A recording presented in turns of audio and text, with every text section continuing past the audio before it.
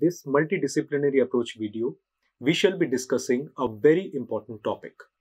All the subject experts will be sharing important points, sharing their wisdom regarding this topic.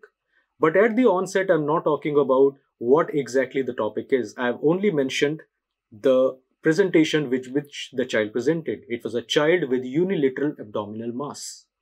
Just like Sherlock Holmes, we shall be moving from the initial presentation, adding all evidence one by one. Then we'll reach the diagnosis. It will not only clear your concepts, but also tell you how to approach such questions when you attend your clinics. And then we'll be compiling one-liners, Nelson-based points, and the other faculty members will be sharing their wisdom. So it will be a complete package for you, whether you are an MBBS resident, you are preparing for entrance exams, or you are a postgraduate. So let us begin the fun. First of all, the case.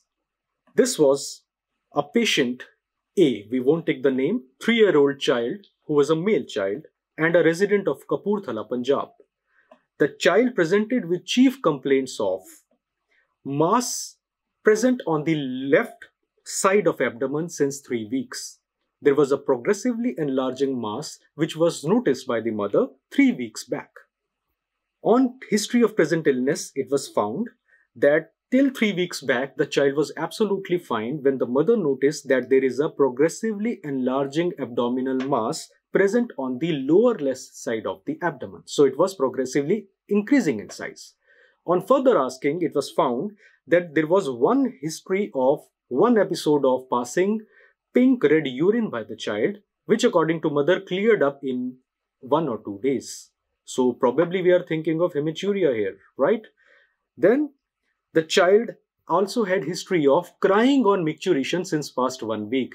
You know that crying on micturition in young children is a sign of dysuria, and so there may be UTI also associated in this condition. So probably the mass we are looking at has something to do with the kidneys and the urogenital system. So these are the clues we are accumulating on this side. There was no edema, no altered sensorium, and no oligouria. The child had no significant weight loss or loss of appetite. There were no other systemic symptoms. Development history was normal. The family history was also normal, and the elder sibling aged 9 years was absolutely fine. This child itself also had no history of any hospitalization. On general physical examination, I found that the vitals were stable.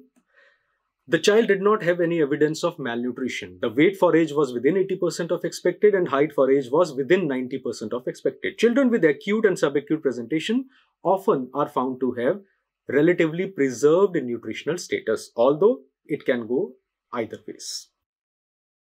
The child had pallor, so there was anemia present in the child. There was no icterus, no cyanosis or clubbing, no lymphadenopathy, and no pedal edema. So the only positive finding here was pallor in the child. On systemic examination, when we examined, the child had fullness of the abdomen, as you can see on per abdomen examination. So inspection revealed that the child has fullness involving the left lower side and few dilated veins were present. On palpation, a large 7 cm by 5 cm mass was felt on the left side. It was having smooth margins, was firm in consistency, was non-tender, not crossing the midline, and was bimanually ballotable. This is a very useful clue. Point to remember, bimanually ballotable mass. Think of renal masses, right?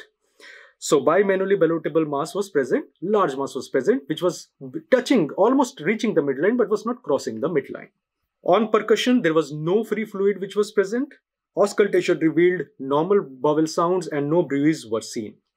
Further, although it is not mentioned, but no other positive findings like hepatomegaly or any specific splenomegaly was present in the child.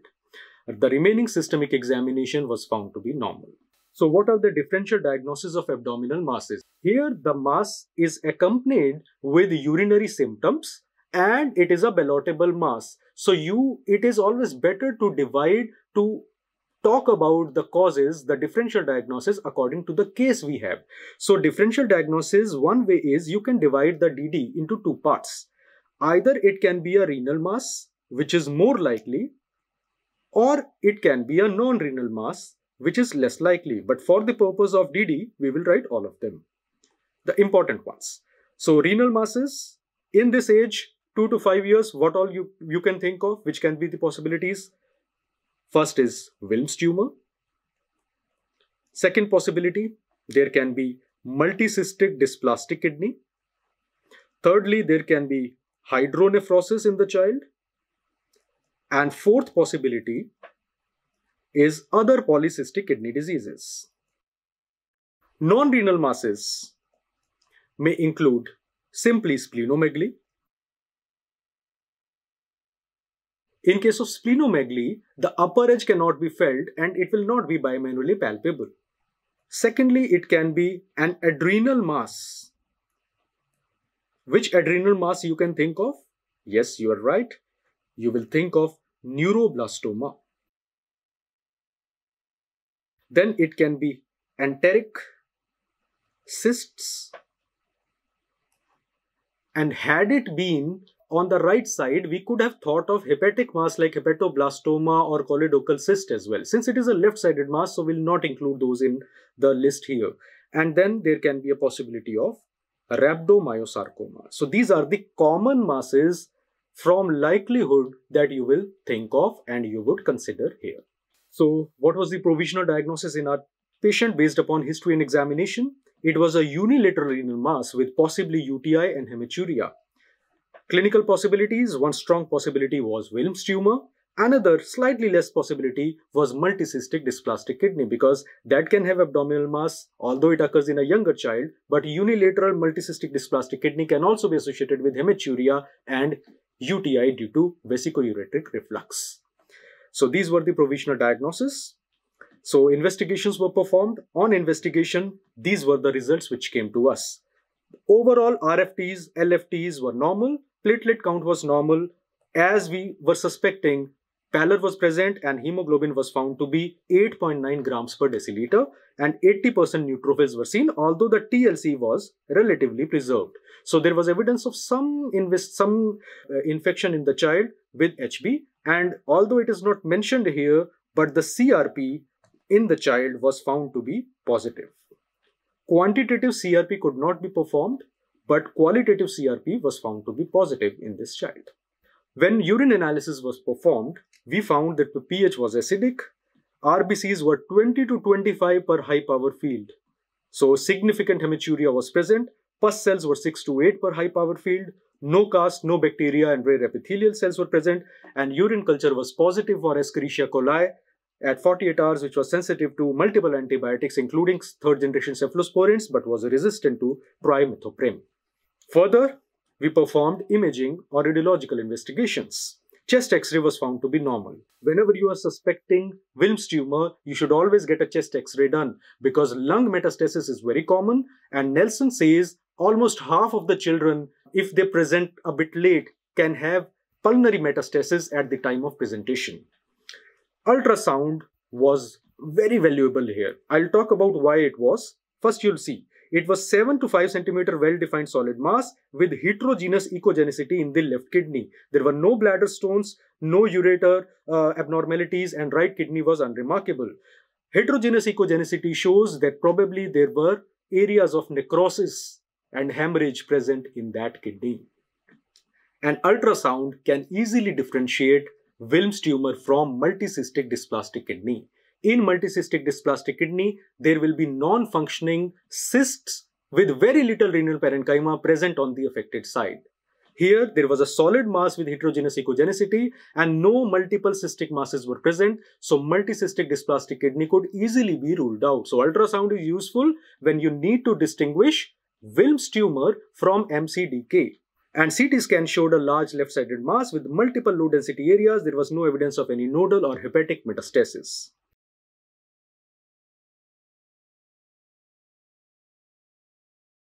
The diagnosis made was Wilms tumor with underlying urinary tract infection. So what was the course we took? Pediatric surgery and oncology consultation was taken. There was UTI that needed to be treated. So we started the patient on IV ceftriaxone, 50 mg per kg per day. BD, that is 100 mg per kg per day in 2 divided doses, were given for 7 days, with shifting to cefixime being done once the child was afebrile. With the provisional diagnosis of Wilms tumor, a left-sided radical nephrourectomy was performed subsequently. Remember, we don't do biopsy directly in Wilms tumor. It is always a surgical staging which is performed, and no intra and post-operative complications were seen in the patient. On pathological analysis, when the histopathological sample was celled, it was found that grossly it was a large, solitary, rounded, lobulated, tan-colored mass. The key words I have highlighted here, with surrounding pseudocapsule present, and as ultrasound was suggesting, there were areas of hemorrhage and necrosis being present. So areas of hemorrhage and necrosis in a large solid cystic mass were present on pathology, on gross microscopy. And when microscopic examination was performed, we found that a triphasic pattern was seen. What is a triphasic pattern? All the three elements were present.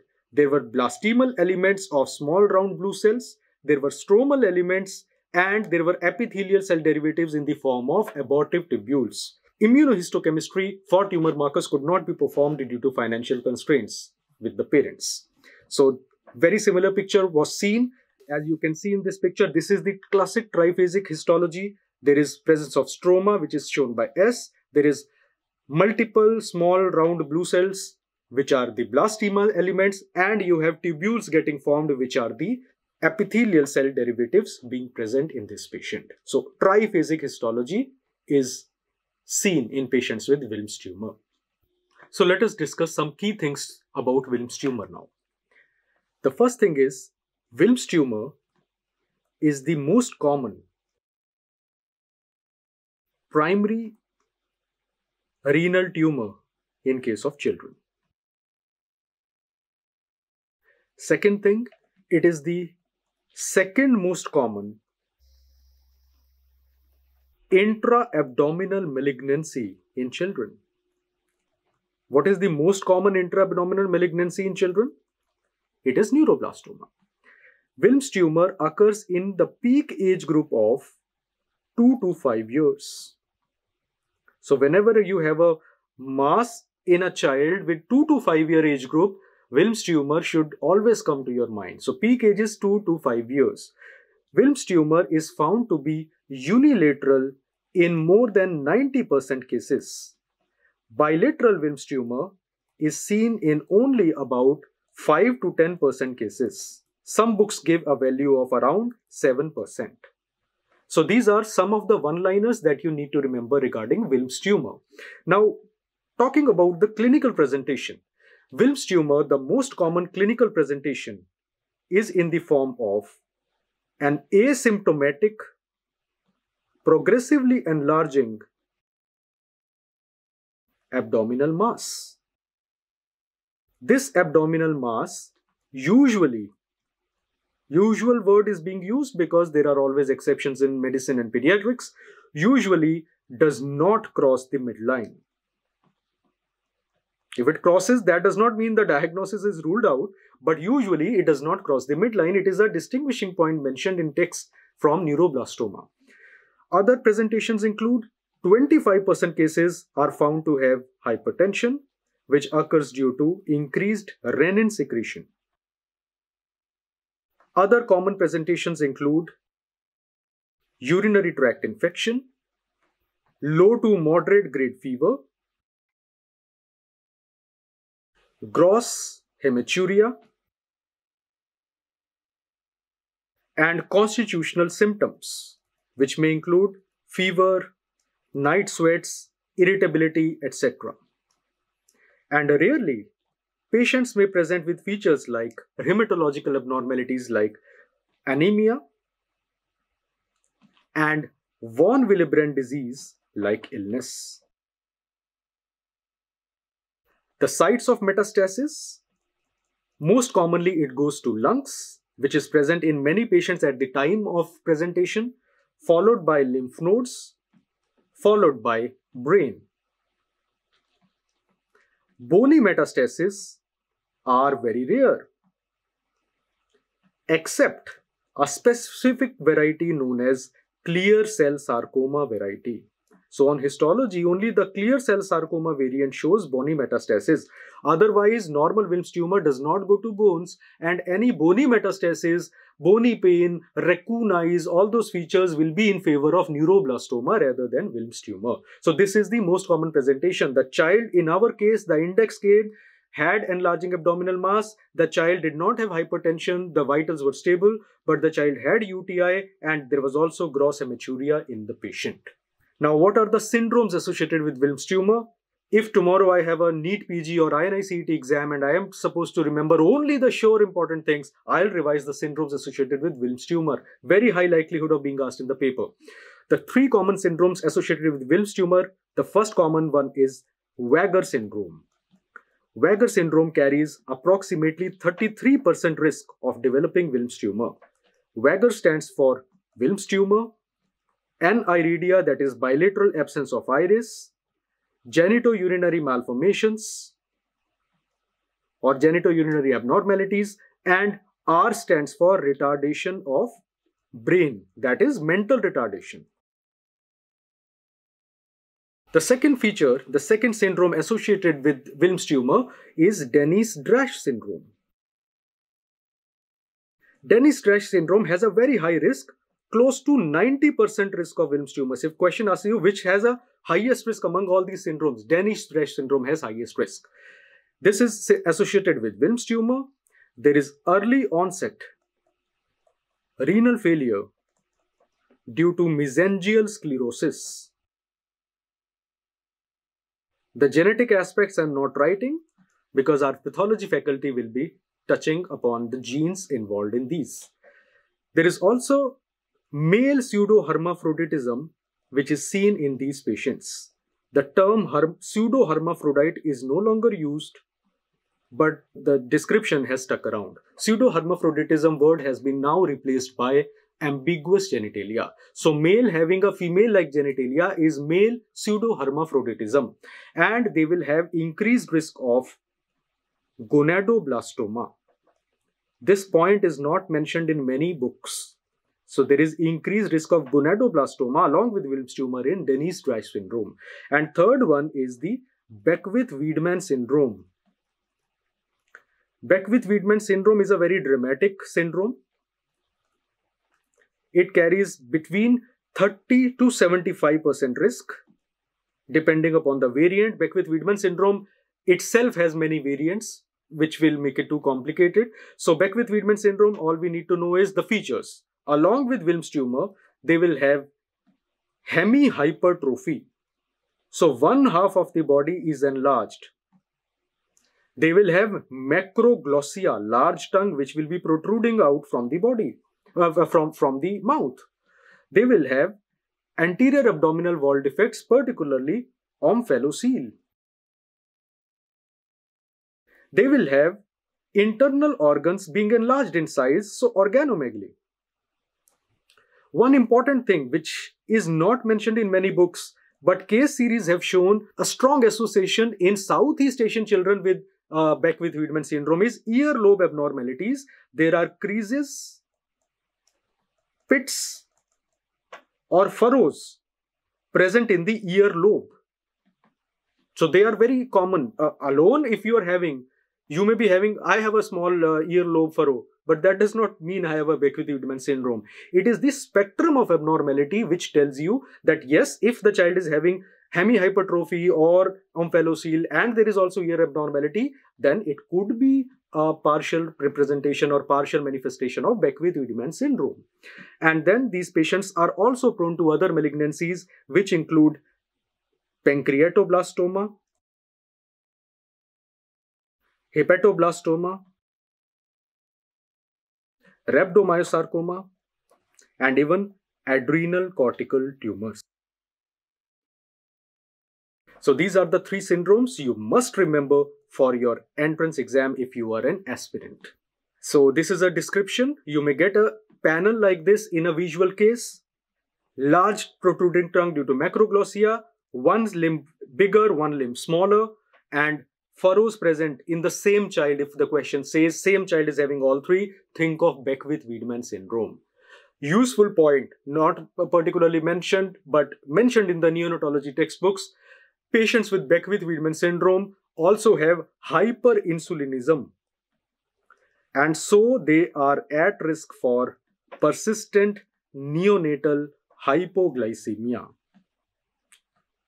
So hypoglycemia is one of the neonatal manifestation of Beckwith-Wiedemann syndrome. Now, conundrum. How will you distinguish Wilms tumor versus neuroblastoma? There are many ways of distinguishing them, but the classic things which you are supposed to remember are as follows. Wilms tumor presents in the age group of peak age is 2 to 5 years, whereas neuroblastoma, the age is 0 to 5 years, which a tendency for more cases occurring in less than 2 years of age. So younger population is more affected, although the age mentioned in Nelson is 0 to 5 years. Wilms tumor presents with an abdominal mass which usually does not cross midline. Neuroblastoma can cross the midline. Third, Wilms tumor, it is usually non-tender. Neuroblastoma can be tender in some cases. Wilms tumor, no bony metastasis is seen. The exception being the rare variant clear cell sarcoma. In neuroblastoma, the bony metastases are common. Wilms tumor shows calcification in only 10 to 20% cases, whereas neuroblastoma shows calcification in 90% cases. If Wilms tumor shows calcification, it is usually of the stippled type, although this description of stippled versus non-stippled is no longer followed. So calcification is more common in neuroblastoma than Wilms tumor. Wilms tumor causes distortion of the pelvic calyceal system, whereas neuroblastoma does not do so. It will not cause distortion of the pelvic calyceal system. Wilms tumor has a tendency to form thrombus. It can extend into the inferior vena cava, whereas neuroblastoma instead extends into intraspinal region, which Wilms tumor does not do so. So neuroblastoma extends into intraspinal areas, whereas Wilms tumor has a tendency to grow into the inferior vena cava and sometimes can even reach up to the right atrium. So these are some of the points based upon which Wilms tumor can be distinguished from neuroblastoma. Of course, the immunohistochemical markers, biopsy findings and other things will be taken up by the subject experts. So with this in mind, I hand over the further discussion of genetics and histological patterns to Dr. Vandana Puri. Over to ma'am. That whenever we have some autosomal dominant inheritances, in that some of the mutations are dominant negative. So DNA binding domain of the zinc finger transcription factor, that is WT1, gets affected, gets mutated. So whenever it gets mutated, this WT1 allele gets abnormal. This WT1 allele gets abnormal, called as Dennis-Drash syndrome. So that's a recent update. So if you look at the two as earlier, we know we get two allele, one allele from the paternal side and one allele from the maternal side. One of the very important gene which coexists in this region is IGF2. Okay, this is a gene which exists in this region, that is 11p15.5. Paternal alleles and maternal alleles. So we have IGF2 at both sides, paternal side and maternal side, for the development of embryonic system, embryonic tissues. Now what happens is, normally in our body, one of the IGF2, okay, is imprinted. Imprinted means silenced. So usually the maternal IGF2 is imprinted, okay. Child will have no option but to express the genes from the paternal side. So child will only be expressing the genes from the paternal side. Loss of imprinting. So I'm talking about a very important concept here. Okay, so imprinting is a very, very normal phenomena. Also start expressing themselves. Paternal is already expressing. mother also starts expressing, and child will present with hemihypertrophy. So if you look at the child, unipaternal, okay, disomy. So nothing happens to the maternal, but paternal alleles get doubled. They get disomed. So then also there is a lot of IGF2 and there will be overexpression. So loss of heterozygosity of 1p and 16q are also a marker of poor prognosis. I'm happy to be a part of this integrated video, Wilms tumor. I'm going to cover the management part of Wilms tumor now. We have a picture showing you a CT scan showing you a right side Wilms tumor. So with regarding to Wilms tumor, you should know there are two types of staging. One is National Wilms Tumor Study Group staging. National Wilms Tumor Study Group staging, and another is SIOP staging. Society of International Oncopediatricians. This is known as Society of International Oncopediatricians. And another staging is National Wilms Tumor Study Group, which is also known as Children Oncosurgery Group. So there are only small difference in these two groups. We manage the tumors either by direct surgery or with a neoadjuvant chemotherapy followed by surgery. In these two studies, in National Wilms Tumor Study Group, here we first do surgery. Upfront nephrectomy is done. First do surgery and staging is done based on the specimen. Based on the specimen, we take it out. No? From that, we do the staging. That is known as National Wilms Tumor Study Group or Children Oncosurgery Group, also known as COG group. So please remember COG or National Wilms Tumor Study Group. And the other one is SIOP group. In this group, we don't do surgery first. We first give pre-op chemotherapy and then we go for nephrectomy, and staging here is based on pre-op chemotherapy imaging. So here staging in the SIOP is based on CT scan. Based on CT scan. In National Wilms Tumor Group, the staging is based on specimen. That's the main difference, and this is the only question asked from National Wilms Tumor Study Group and SIOP in AIIMS exam. The only question asked from differences between the two types of staging is staging in National Wilms Tumor Study Group is based on the specimen. SIOP group is based on the CT scan. Okay. So now we'll see what are the things in this. So stage 1 in National Wilms Tumor Study Group, from the specimen, the staging is tumor is confined to the kidney and we have completely excised with the intact capsule. We have completely excised the kidney with the intact capsule in specimen. This is the finding in specimen. So tumor confined, the CT scan, this is a SIOP, which is a CT scan staging. CT scan shows tumor is confined to the kidney, completely excised, and the capsule is intact. The capsule is intact. Okay. And stage 2, National Wilms Tumor Study Group on imaging on surgery time showing it is extending beyond the renal capsule. No invasion of adjacent viscera are met. Only microscopic residual tumor are present, and renal vessels, tumor in renal vessels are seen, but not beyond the renal sinus. Here you see the tumor has invaded into the renal vessels, but not beyond the sinus.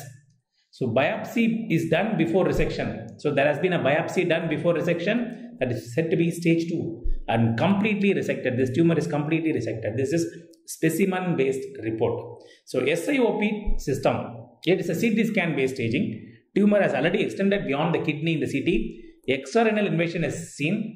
Adjacent organ or visceral invasion seen. Regional nodes are involved. Regional nodes are involved in this staging and resected completely. After the CT scan staging, we have completely removed it. It is known as SIOP system stage 2. Stage 3, very important stage 3, it's already a diffuse spillage seen. It is ruptured. Peritoneal implants are seen. When I am opening, it is already ruptured. It is spread everywhere in the abdominal cavity. There is macroscopic residual disease. After surgery, I am grossly leaving the nodes and tumor there itself. SIOP, the tumor is invaded beyond the capsule with incomplete excision. Pre-op or peri-op biopsy done, peritoneal mets are seen, pre-op or per-op picture, all those things. So para-aortic nodes are seen below the renal artery origin, will come under SIOP. So his para-aortic nodes are here. Here only regional nodes are here. In SIOP 2, it is regional nodes. In 3, it is para-aortic nodes. So 4 is a condition in which, please remember, 4 is a condition in which there is a hematogenous mets. So locally advanced beyond the abdomen and pelvis. It has locally advanced beyond the abdomen and pelvis is NWTS and SIOP also same, hematogenous mets, and is extended beyond to the lung and liver, everything. Okay, it has extended to the lung and liver. Stage 5 is the only MCQ. If at all they are interested in asking some MCQ from the staging, usually they won't ask for NEET PG, but they're interested in asking, there are stage 5. Stage 5 is nothing but bilateral Wilms tumor. Bilateral Wilms tumor is stage 5. So please remember this basic staging. And there is one more classification of Wilms tumor known as histological classification. Histological classification is defined by NWTSG and SIOP studies differs because SIOP protocols uses pre-op chemotherapy. In SIOP, we are using pre-op chemotherapy. So therefore, what happens if I give pre-op chemotherapy, the tumor may shrink and the quality of the tumor may decrease. So, but anyhow, the anaplasia will not change. Anaplasia is the basis of histological classification. So in NWTS, whereas SIOP, the histological classification is based on cell differentiation. Cell differentiation including chemotherapy-induced regressive changes. However, it has been proved that anaplastic features are not altered even after chemotherapy. The anaplastic features are not altered even after chemotherapy. Therefore, we can do histological classification of SIOP. So SIOP has a histological classification known as low risk, intermediate risk, and high risk. High risk type is blastemal and diffuse anaplastic type are high risk type. So diffuse anaplastic is high risk. Focal anaplastic is intermediate. Focal anaplastic is intermediate. Diffuse anaplastic is high risk. So low risk is completely necrotic nephroblastoma or cystic partially differentiated nephroblastoma. So no need to remember all these things. Just remember low risk, intermediate risk, high risk are the three types of SIOP histological classification. So now let me tell you what are we going to do according to NWTSG. National Wilms Tumor Study Group Protocol. What I am going to do? I am going to do now. I have to case diagnostic case, whatever it may be the stage. I don't know the stage now. I will open and remove the specimen and then I will know the stage.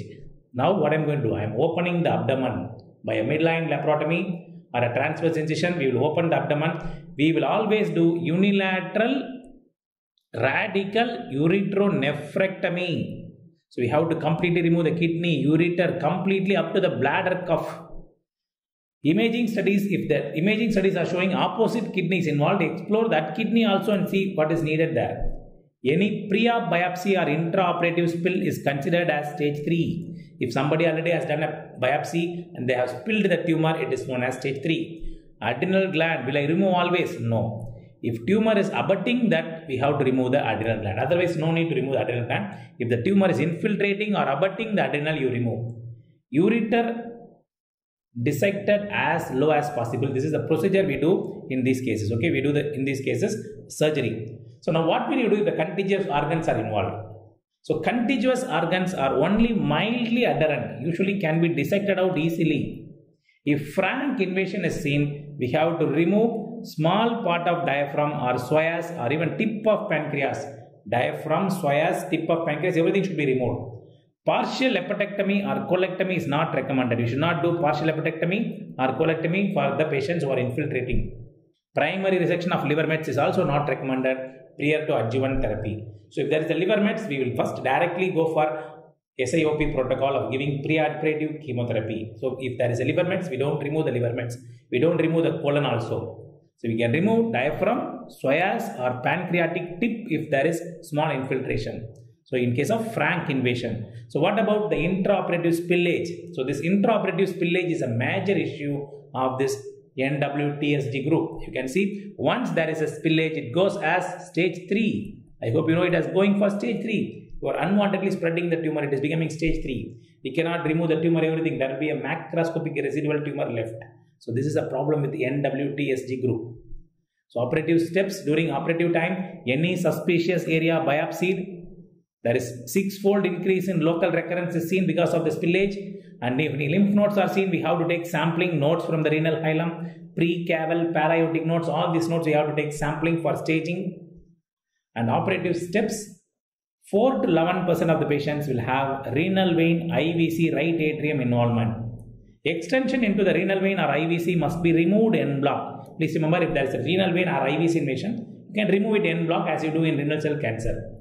If invasion is present, primary resection of IVC above the hepatic not recommended. So no need of IVC resection. In such cases, we go for preoperative chemotherapy of SIOP. If still present above hepatic veins after pre-op chemo, then we have to remove the thrombus.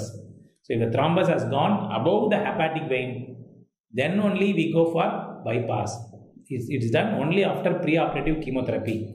Okay, this is about the tumor thrombus. So please remember, if there is a tumor thrombus in renal vein or IVC, we can remove it. En bloc. If the invasion is present, the infiltration of the IVC above the hepatic, we don't recommend it. We only do biopsy and we give a pre-op chemotherapy for those cases. Okay. So this is a tumor thrombus. You can see a tumor thrombus being removed from the atrium. You can see this is a tumor thrombus extending from IVC to atrium. It is completely removed in this picture. So lung mets is not a contraindication for resection of abdominal tumor, but liver mets we don't do resection. So liver mets we should give pre-op chemotherapy before resection. So in lung mets is not a contraindication. Post-op chemotherapy and radiotherapy is recommended. If it persists, we have to go for surgical excision again. Lung mets is not a contraindication. We may not stop the surgery. We can go for surgery and we can give chemotherapy and radiotherapy, and after the tumor shrinks, we can go for surgical excision. So bilateral Wilms tumor is seen in 4 to 13% cases. They are known as synchronous or metachronous tumors. There is increased risk of renal failure if you go for operation. Initial biopsy is not recommended by COG. 6 weeks of pre-op chemotherapy is given. If not responsive, then only open biopsies to define the histology. So please remember, initially, if you see a tumor, bilateral Wilms tumor, there is no other tumor which comes bilateral in children. So therefore, you can directly go for pre-op chemotherapy. And if 6 weeks of pre-op chemotherapy, there is no response, then only we go for biopsy to define the histology of the tumor. Okay. So nephron sparing surgery not done in extensive tumor thrombus, positive margins and anaplastic histology. We should not do a partial nephrectomy. So partial nephrectomy is a procedure in which only we remove the tumor with a margin. If positive margin is present or anaplastic histology is present or extensive tumor thrombus present, we should not do nephron sparing surgery. So I have completed the surgery by National Wilms Tumor Study Protocol. Now I am going to do chemotherapy. So this is too much for a NEET PG level, but please remember that chemotherapy drugs used are dactinomycin, vincristine are the two commonly used drugs for stage 1 and stage 2. So this is stage 1 and stage 2. We use only dactinomycin and vincristine. Please remember this. And it is given for 18 weeks. Just remember this. And 24 weeks for stage 3 and stage 4. So FH means favorable histology. UH means unfavorable histology.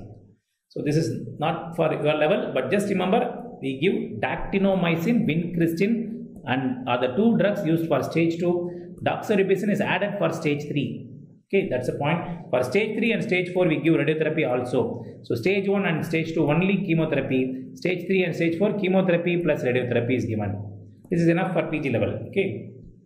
So now coming on to the SIOP protocol in which chemotherapy is followed by surgery. Chemotherapy followed by surgery. I am going to start chemotherapy immediately. So treated with the pre-op chemotherapy for 4 weeks. How long will you give pre-op chemotherapy? 4 weeks. 6 weeks for metastatic disease followed by surgical resection. Post-operative chemotherapy that is based upon the staging and histology assessment performed after initial chemotherapy. Okay, post-operative chemotherapy is also given. So SIOP protocol does not stop with pre-op chemotherapy. We do pre-op chemotherapy 4 weeks, remove the tumor, then you give post-op chemotherapy also based on the staging and histology. So you can see the patient. The patient who is followed on an SIOP protocol, you can see on a pre-op chemotherapy the tumor has shrunk very small. It has come very small down. That is a major advantage. Marked reduction in the size of tumor is seen with SIOP protocol. So SIOP protocol for non-metastatic cases, pre-op chemotherapy consists of vincristine and dactinomycin for 4 weeks. Vincristine and dactinomycin for 4 weeks. Metastatic cases we give vincristine, dactinomycin, doxorubicin for 6 weeks. So metastatic cases 6 weeks of pre-op, non-metastatic 4 weeks of pre-op. Okay. So this is the post-operative regimen. Now after giving this therapy, I have done a nephroureterectomy as usual. Nephroureterectomy is done. Now I should give a post-op regimen. Post-op regimen is based on the grade of tumor. It is based on the grade of tumor. Stage 1, stage 2, stage 1 and stage 2 you can see the same drugs. Dactinomycin and vincristine are given for around 18 weeks. Advanced stages we go for 28 weeks.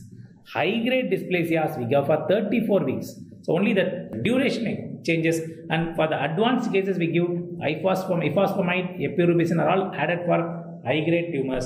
So no need to remember all these things, just remember 18 weeks to 34 weeks we give for post-operative chemotherapy. So what are the pros and cons of these two protocols?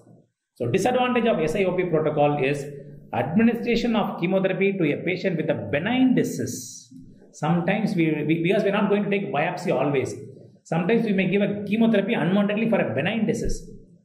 Pre-op chemotherapy confirmation of diagnosis.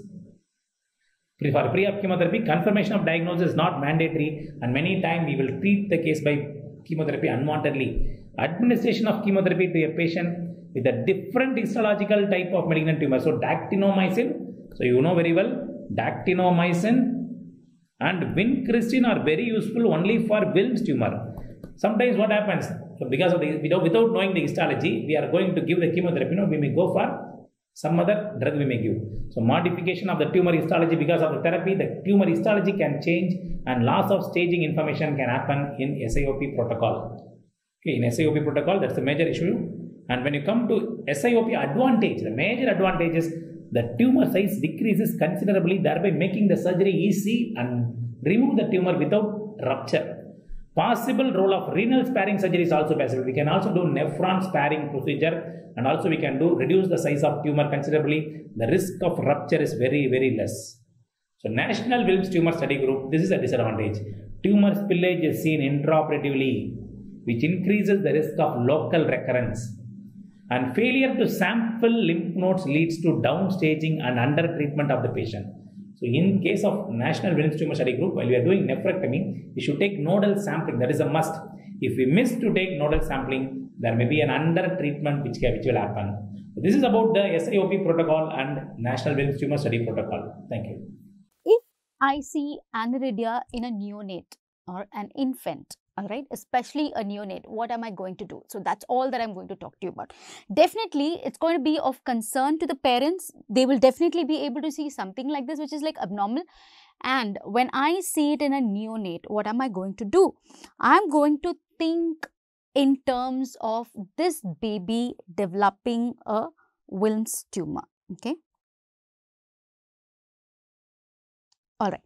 Now, aniridia, even if it is sporadic, meaning there is no history in the family, okay, and even when it is sporadic, there is a 5% chance that these babies can develop Wilms tumor, all right, and that could be a part of your Weger syndrome. Now, all of you know what is Weger syndrome: Wilms tumor, aniridia, genitourinary abnormalities, and mental retardation or mental subnormality. Okay, so now I want to keep this baby in follow-up for a subsequent Wilms tumor, not with me but with a pediatrician. Okay, so I'm going to tell the parents of this baby that they have to be under surveillance as the child grows, because there is a chance of developing Wilms tumor. But now the parents are going to ask me, ma'am, how or what is the chance of my baby developing a Wilms tumor? So for that we have genetic screening. Now aniridia per se, as you know, is because of PAX6 gene mutation, and you know Wilms tumor is because of WT1 gene deletions, all right. Now, both of them are located in chromosome 11p band 1 subband 3, and both of them are just separated by 700 kilobases. So, they are so close to each other, all right. So, they are present on the short arm of chromosome 11 band 1 subband 3. So, I am going to run a gene analysis. So, we can do a fish screening, we can use a fish technique to look for these mutations, or better we can look for deletion analysis. Now deletion analysis you can do by gene array techniques or by PCR techniques. So I'm definitely going to run through this. So this is one of the latest things. So as an ophthalmologist, I should know, so that when I see a baby with aniridia, I think of a subsequent risk of Wilms tumor as part of Weger syndrome. This is all that I wanted to tell you as an ophthalmologist. So, thank you very much. We have summarized Wilms tumor. All the eminent faculties have discussed Wilms tumor in the best possible way. You have the entire spectrum of what you need from a clinical integrated manner in this video. Add this to your notes and practice the points which have been mentioned to you when you attend your clinics. I hope everyone will benefit from the discussion. This is me, Sandeep Sharma, signing off with all the other faculties. Thank you very much and keep working hard.